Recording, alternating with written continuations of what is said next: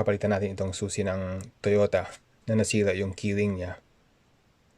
Pero imbes na dadalhin natin sa my dealership para magpa-reprogram ng transponder chip niya, gagawin natin ay tanggalin natin yung laman nito at ilipat dito sa may blanco na susi. Pagkatapos na ipa-duplicate natin.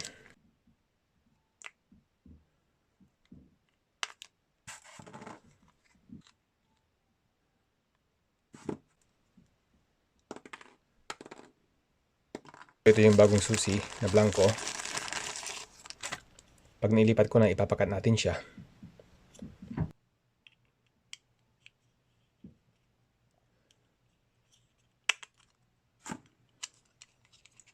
So ito yung kasama niyang mga buttons. Saka yung pad. Okay. Ito, hindi ko ito kailangan.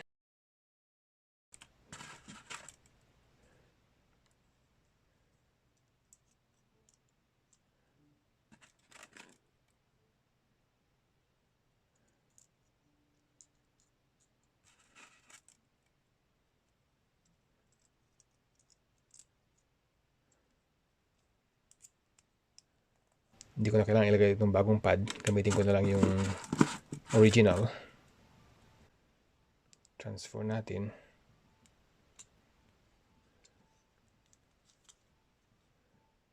Test natin. Okay. Ito yung transponder chip ng original. Gagawin natin, tatanggalin natin ito at ililipat natin dito sa may bago. Ang problema ay nakaglue ito, so kailangan nating sirain itong lumang case para mailipat natin yung transponder dito sa may bago. So ang gagawin ko, i-cut ko dito. Medyo malayo sa side niya, dito saka dito. Dahan-dahan lang para hindi masira yung chip niya.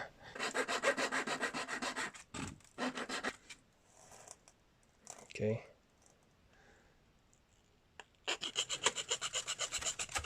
Dahan-dahan lang para hindi masira yung transponder.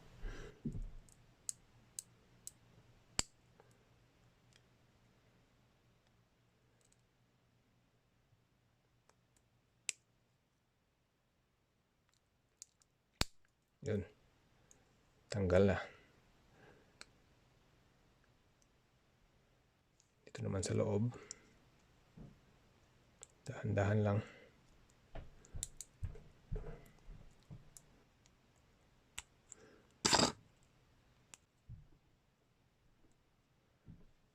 Ngayon, subukan gamitin ng kahoy o plastic na pangtanggal dito.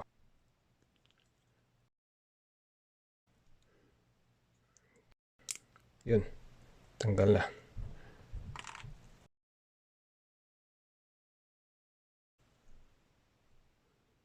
Okay. So, walang sira. Ilipat ko na ito dito sa may bago.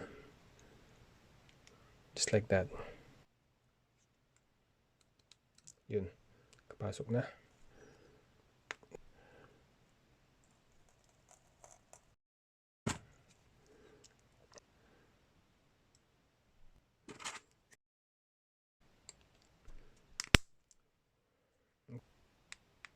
Okay. May ilaw. May ilaw. Gagawin ko na lang, ipakat ko na lang ito.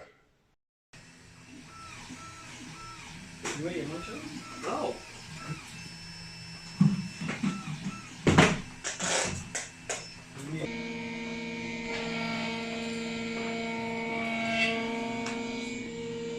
Tapos ko na naipoduplicate yung susi. Ngayon, subukan na natin kung aandar yung sasakyan.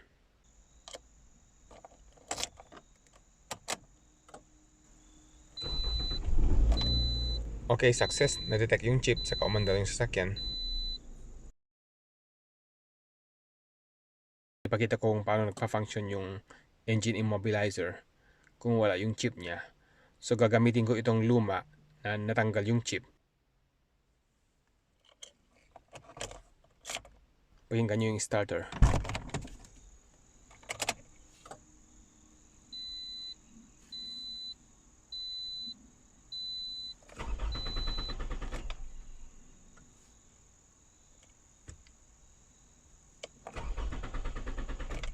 Napansin nyo yung security light ay umiilaw pa, tapos umaandar yung starter, pero yung engine ayaw mag-start.